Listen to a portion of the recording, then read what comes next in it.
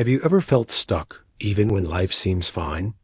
It's like the more you try to avoid hard feelings, the more worried, restless, or empty you become inside. Our minds are brilliant, but often tricky. They whisper that avoiding discomfort is the safest path, that not feeling is better than feeling bad. But what if that idea is exactly what traps you? We're taught to play it safe, not to fail, to always smile, to hide our weakness. But the truth? Life includes pain. The longer we resist it, the more we disconnect from who we could be. Growth doesn't come from running. It comes from facing. Let's admit it. Life is hard, not sometimes, always.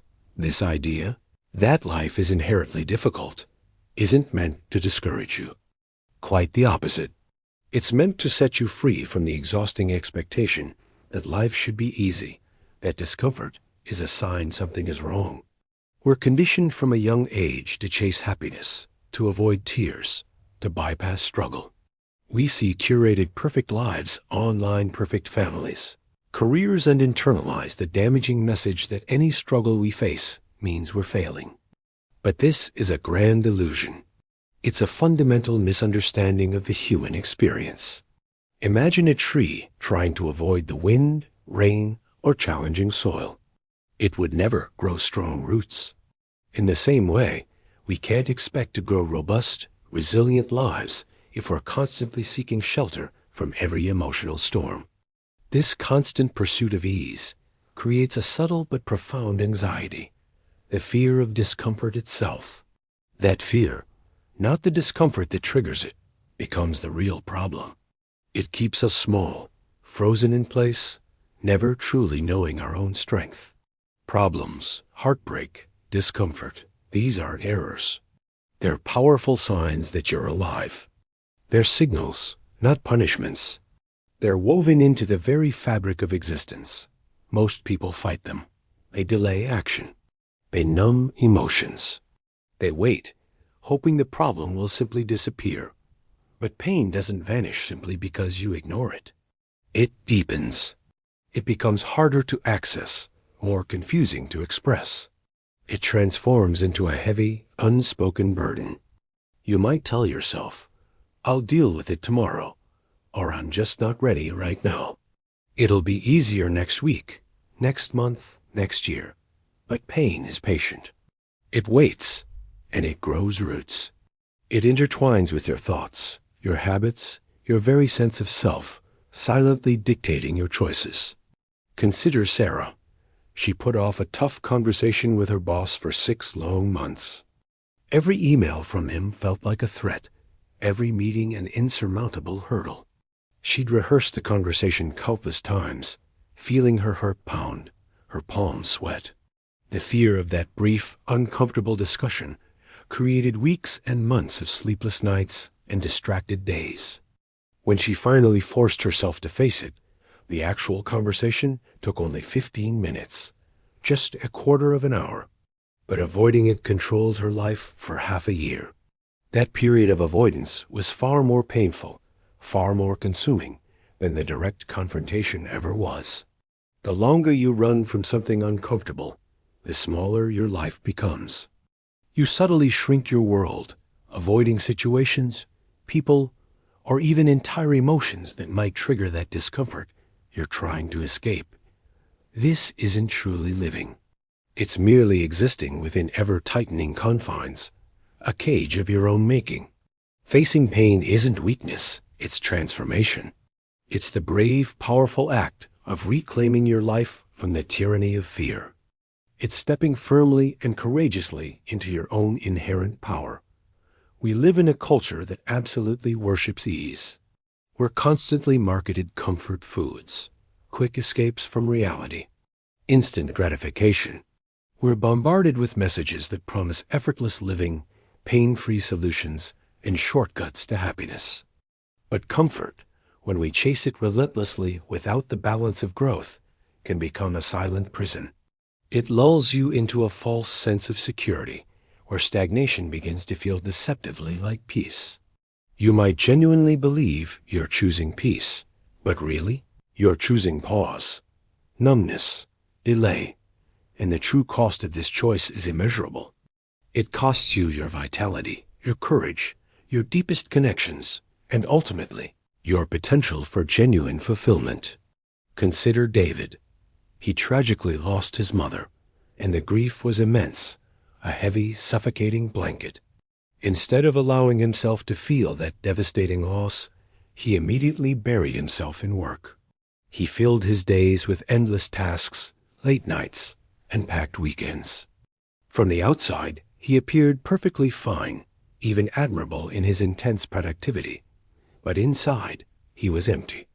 A hollow ache replaced the vibrant emotions of grief. He kept telling himself, "I need to be strong for my family. I can't break down. I don't have time for this emotional stuff."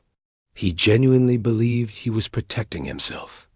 It took him years to finally allow himself to feel what he had feared so deeply, to allow the waves of sorrow, anger, and longing to wash over him. But when he did, when he allowed himself that raw, uncomfortable, yet incredibly human experience, he started healing. The illusion of comfort had kept him trapped in a prolonged, quiet despair. Comfort is easy now, but incredibly painful later. Discomfort is painful now, but truly freeing forever. This is a fundamental, unchanging truth that our modern world, with all its promises of convenience, tries desperately to make us forget. The body remembers what the mind avoids. Even if your conscious mind successfully avoids pain, pushes it down, or distracts itself from it, your body does not forget. It's a living, breathing record of every unfelt emotion, every suppressed trauma, every difficult truth you've sidestepped. This unprocessed emotional baggage manifests in physical and psychological ways. Tension knots in your shoulders. Insomnia plagues your nights. Panic washes over you without warning. Restlessness buzzes beneath your skin. These aren't random physical ailments. They're often direct symptoms of unprocessed emotions crying out for attention. The body holds what we refuse to feel, often speaking to us through pain when our minds refuse to listen. It manifests in control issues, chronic anxiety, strange, unexplained pains, and ultimately, emotional and physical burnout. Emotional injuries linger, fester, and demand attention until properly attended to and healed. Maria was a high-achieving professional, fiercely independent and proud of handling everything on her own. But beneath the surface, her body constantly ached. She suffered from persistent, debilitating migraines and chronic digestive issues that doctors couldn't fully explain. She found herself snapping at loved ones, feeling irritable and utterly exhausted despite getting enough sleep. She kept pushing herself harder, thinking, "I just need to power through this. I'm strong. This is just stress. I can handle it." Only when she began working with a compassionate therapist and allowed herself to truly process a past betrayal, a deep wound she had told herself she had moved on from years ago, did the physical pains start to lift.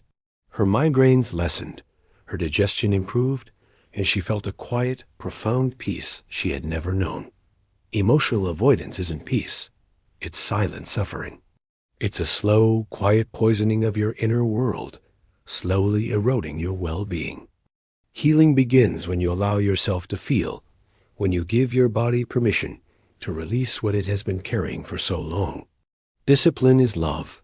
We often mistake discipline for punishment. We associate it with deprivation, restriction, and harsh, unyielding rules. We see it as a rigid set of limitations that somehow steal our freedom and joy. But discipline, true discipline, when understood correctly, is an act of self-respect. It's a profound declaration that says, "I care enough about myself to stay present, to do what's necessary, even when it's hard. I care enough about my future to make the difficult choices today." Discipline doesn't limit you in the long run. Quite the opposite. It frees you from patterns and impulses that once protected you, but now actively prevent you from living fully and authentically. It's the loving act of choosing your higher, more capable self over your immediate impulses and desires for comfort. Think about the discipline required to learn a complex new skill, to train for a challenging marathon, or to build a meaningful, impactful career. It's never easy in the moment. It requires showing up consistently when you don't feel like it, pushing past discomfort, and making choices that feel difficult in the short term. Jamal struggled with unhealthy habits, constantly chasing instant relief from stress and boredom through junk food and endless social media scrolling. He felt trapped in a self-defeating cycle of immediate gratification, followed by deep regret and self-loathing. He often heard an insidious voice in his head saying, "Just one more. You deserve this. It'll make you feel better, just for a little while." He finally decided to embrace discipline as a path to true freedom.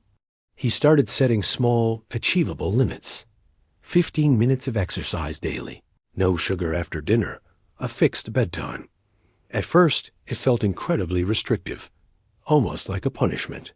He resisted internally, feeling deprived. But slowly, a profound shift began. He felt stronger, clearer, and truly freer. His energy improved, his mood lifted, and his self-respect grew exponentially. Avoidance gives you temporary relief now, but robs you of long-term fulfillment later. It's a short-term gain for a long-term, devastating loss. Discipline costs you effort now, but gives you everything later. It's the cornerstone of true, lasting freedom and self-mastery. Pain is the door, not the wall. Most people instinctively believe pain is a wall, something that blocks their way forward, an obstacle to be avoided at all costs. But actually, pain is the way. It's not the enemy of progress. It's the very entrance to it. The fight against pain is often far worse, far more exhausting than the pain itself. We don't suffer merely because we're sad. We suffer because we believe we shouldn't be sad. That sadness is a sign of weakness or failure. If you mistakenly believe pain means you failed, you'll fight it forever, trapped in a futile struggle.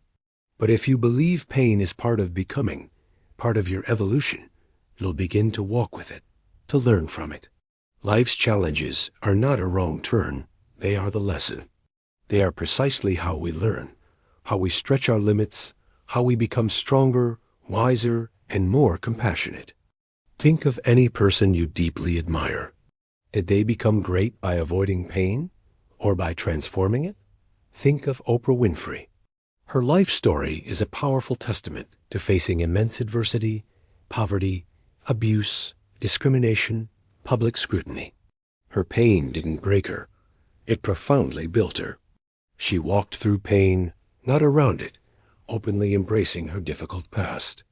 She openly shared her struggles, not as a victim, but as someone who found immense strength and profound wisdom in the depths of her experience. She consciously gave her struggle meaning and purpose. That's precisely what transformed it into undeniable power. She didn't ask, "Why me? Why is this happening?" But rather, "What can I learn from this? How can I use this to help others?" This radical shift in perspective is what changes everything. Don't ask, "How do I escape pain?" Ask, "What am I willing to go through for what truly matters to me?" You don't need to be fearless. You just need to be afraid of the right things. Be afraid of staying stuck. Be afraid of the comfort that keeps you small. Be afraid of regretting that you never truly tried to live fully. Pain, when you face it bravely and consciously, doesn't destroy you. It makes you better. It helps you get to know yourself on a deeper level. And slowly, that pain becomes a map, not a trap, showing you where you've been wounded and where you need to heal. Rewrite the story. We all live inside powerful, often unspoken stories. Stories about who we are. Stories about what we deserve. Stories about what we're allowed to feel, to achieve, to become. And often, those stories are unconsciously shaped by our patterns of avoidance. Somewhere along the way, we told ourselves, "If I admit I'm hurting, I'm weak." Or, "If I feel this deeply, I'll never get over it." Or, "If I let myself rest, I'll fall behind. These are not objective facts. These are fear-based stories we made up during tough times, and we never stopped believing them. They've become our unexamined truths. You've probably told yourself these things so many times they feel like absolute, unbreakable rules. Our mind, in its attempt to protect us, often catastrophizes discomfort, making it seem infinitely bigger and more dangerous than it truly is. It builds elaborate stories that whisper, "This pain will never end. You can't possibly handle this." But what if the truth is kinder? What if the pain you're avoiding can actually be survived? What if you're far stronger than you've ever been told? What if your worth isn't about how little you feel, but about how bravely you face what you feel? These are new stories. Healthier ones. Empowering ones. Think of Mark. He grew up believing that showing feelings, especially tears, was a sign of weakness for a man. This belief shaped his entire life. For years, he kept anger, sadness, and vulnerability tightly bottled up inside, which often led to sudden outbursts or complete emotional shutdown. He presented a stoic, unfeeling exterior, actively avoiding deep conversations and subtly pushing away anyone who tried to get too close. This left him feeling profoundly isolated and misunderstood. But once he challenged that old belief and allowed himself to truly feel, to process old hurts, and to express vulnerability, his relationships transformed. He found a deeper, more honest connection with himself and with others. You're not your avoidance. You're not your fear. You're the writer of your own life. And at any moment, you can pick up the pen and write a new chapter that says, "I will stop hiding from what hurts. I will stop running from what wants to teach me something." When you make that conscious choice, your entire story begins to change. Avoidance thrives when you do nothing. It feeds on inaction and indecision. The more you wait, the more powerless you feel. The more you put something off, the heavier the burden of dread becomes, creating a self-fulfilling prophecy of paralysis. That is why meaningful change starts not with how you feel, but with your purpose. You do not have to feel ready to begin. You just have to decide to begin. One small step, one brave moment. That is all it takes to break the standstill, to disrupt the pattern of avoidance. The key to getting started is not confidence, but action. The desire to avoid pain never fully goes away. It is a primal instinct. But you can choose to do the exact opposite of what that instinct tells you. That action, even if it is small and awkward, breaks your brain's usual way of thinking. If you are afraid of a confrontation, have the conversation. If you are afraid of resting close your laptop, and lie down. If you are afraid of your feelings, sit quietly and breathe into them. These actions are not necessarily grand or heroic, but they are profoundly powerful. They send a clear, unequivocal message to your nervous system and your entire being. We are not running anymore. We are facing this. At first, you might feel a rush of worry, a spike of anxiety. But then, a tiny, surprising spark of pride might ignite. I actually did it. I showed up.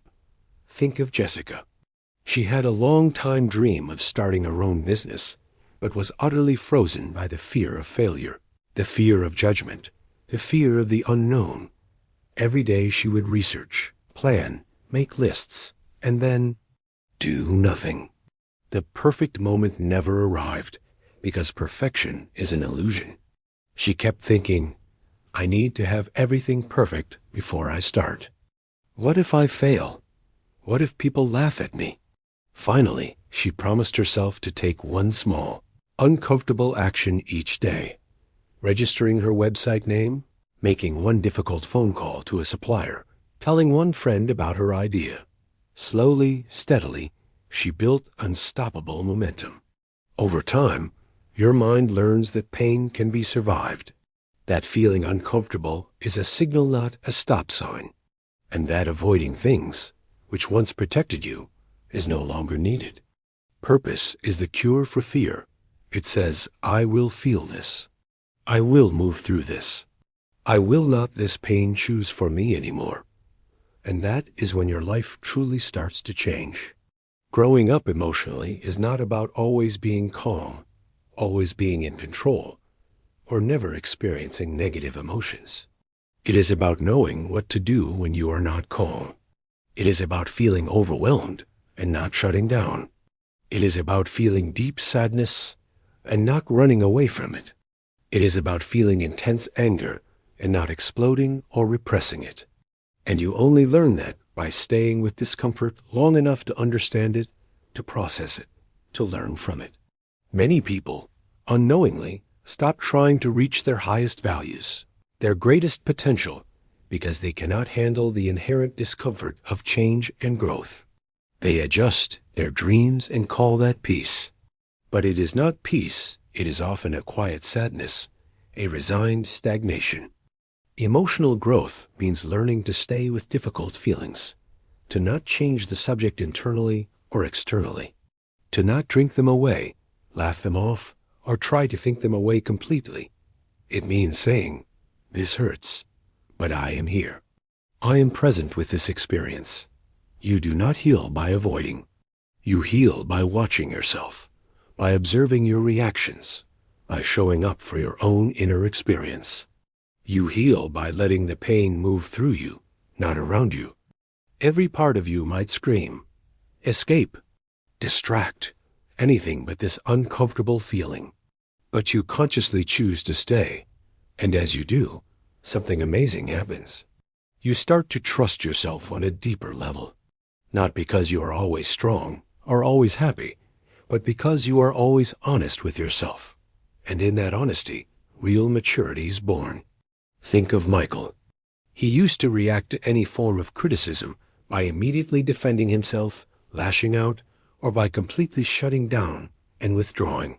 He genuinely thought he was protecting himself, but these patterns were severely limiting his growth in his career and straining his relationships. He believed, "I cannot handle this. If I let this in, it means I am not good enough. I need to protect myself from this attack." But when he consciously started practicing staying with the uncomfortable feeling of feedback listening without instantly reacting, allowing himself to feel the sting and asking questions to truly understand, he found clarity. He learned that criticism was not always an attack, but sometimes a valuable opportunity for growth. This seemingly small, difficult shift not only made his relationships stronger, but also helped him understand himself more deeply. Growth means choosing to stay in discomfort long enough to understand it, to learn its lessons, and to develop new, healthier ways of responding. It is in these moments of conscious endurance that true emotional maturity is forged. Every single day, life will present you with an unavoidable choice: comfort or growth, numbness or awareness, hiding or expanding. And most days, comfort will feel undeniably easier. It will beckon with the promise of immediate relief. But you have to remember, comfort is not the ultimate goal. Being truly alive is the goal. Feeling truly fulfilled is the goal. And that only comes from choosing discomfort on purpose, again and again. Not chaos, not trauma for its own sake, but the quiet, steady bravery to keep facing what you would rather ignore. To say, "This feeling matters. This boundary is needed. This unhealthy pattern must stop, no matter how uncomfortable it is to change." Emotional strength comes not from avoiding frustration, but from learning how to handle it skillfully. Because once you deeply know and trust that you can survive feeling uncomfortable, that the feeling will pass, and you will emerge stronger, you become unstoppable. You stop needing life to be easy. You stop waiting for conditions to be perfect. You start making life meaningful, regardless of its challenges. The old, fear-driven part of you might still desperately want to retreat, to run for cover, but now, a new, stronger, wiser voice whispers, "This is worth it. This is how you truly change. This is how you become free." Think of Eleanor Roosevelt, a woman who lived a life of immense public pressure and personal challenge, who famously said, Do one thing every day that scares you. She understood that doing small, uncomfortable things consistently is the bedrock of a full and impactful life. She did not avoid the challenges of her position or the criticisms she faced. She met them head-on, transforming her fear into courage. And the beautiful twist is this: once you consciously embrace discomfort, you paradoxically start to feel true peace. Not the shallow peace that comes from an absence of noise or conflict, but the profound peace that comes from living in truth. Not the peace that avoids storms, but the kind that walks through them with clear eyes, a steady hand, and a calm, resilient heart. That peace is earned, and it changes everything.